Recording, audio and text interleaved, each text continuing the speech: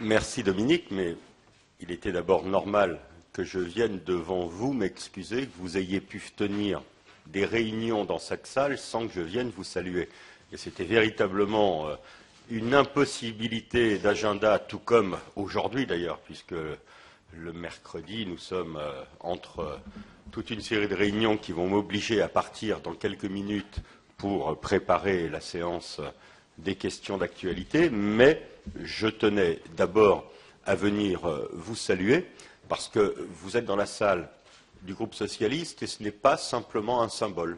Pour nous, c'est aussi, en tout cas pour une très grande partie d'entre nous, beaucoup de parlementaires sont ici, que vous soyez dans cette salle, c'est un symbole, mais c'est aussi un engagement. Et je souhaitais venir vous le dire aujourd'hui. Je veux, bien entendu,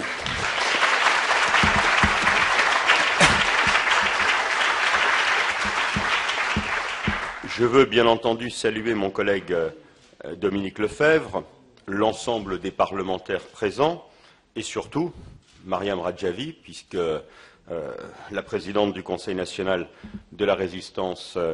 iranienne que vous recevez aujourd'hui, que nous recevons aujourd'hui, dont nous connaissons tous l'engagement. Et vous savez, quand on est député de Seine-Saint-Denis, c'est-à-dire tout près du Val d'Oise, quand on est en contact régulier avec les parlementaires qui ont accompagné depuis de longues années ce combat et qui a nécessité des discussions entre nous, sur lesquelles nous avons nécessité toujours à confronter les moyens qui sont les moyens de notre action, parce qu'il peut y avoir des buts en politique que nous nous fixons en commun, et puis des moyens de notre action dont nous discutons, des situations. Mais moi, j'ai suivi depuis de très très longues années votre engagement, et être aujourd'hui ici à cette tribune à votre gauche, mais n'y voyez rien puisque Dominique Lefebvre est à votre droite, c'est tout simplement que vous êtes bien encadré aujourd'hui, tout simplement, c'est véritablement un honneur pour moi.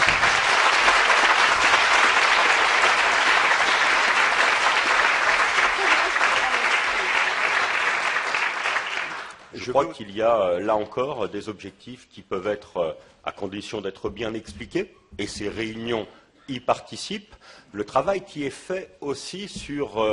ce que j'appelle l'avenue de la résistance iranienne, c'est-à-dire la rue de l'Université entre le 101 et le 128,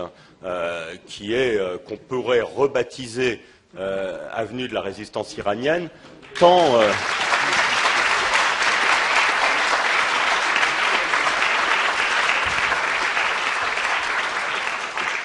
le travail de conviction qui y est fait par des amis, par ceux que je côtoie ici régulièrement tous les jours, est utile parce que, vous savez, quand on se bat pour la démocratie, quand on se bat pour le changement, on n'en fait jamais trop. On n'en fait jamais trop, on ne va jamais trop au contact, on ne va jamais trop à l'explication. Et donc, cela me semble aussi important. Je ne vais pas revenir, vous l'avez fait aujourd'hui, sur la complexité de la situation en Iran, sur la complexité de la situation dans la région, sur ces interactions qui s'opèrent aujourd'hui avec des pays qui sont en mouvement autour de nous, que ce soit l'Irak, que ce soit les événements en Syrie. C'est tous les sujets dont vous débattez aujourd'hui et sur lesquels je pense que la France, vous l'avez noté dans le débat, mais la France a partout un rôle à jouer. Moi, ce que je veux dire ici, c'est que le combat qui est le vôtre pour un Iran démocratique et laïque est un élément essentiel pour le futur de l'Iran, pour le futur de sa population, mais aussi pour le futur de toute cette région. Et c'est en cela que le combat que vous menez aujourd'hui est un combat important. Et moi, je suis venu vous dire que le changement est possible partout.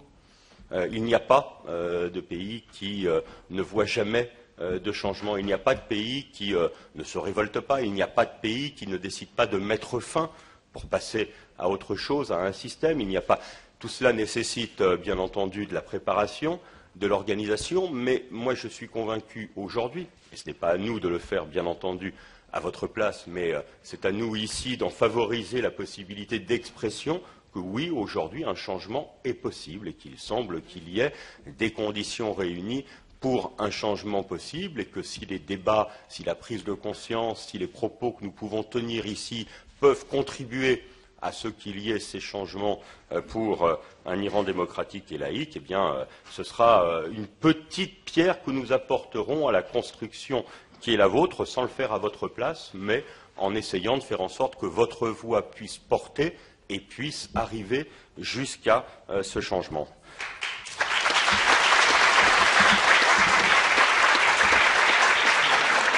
Mais moi, je voudrais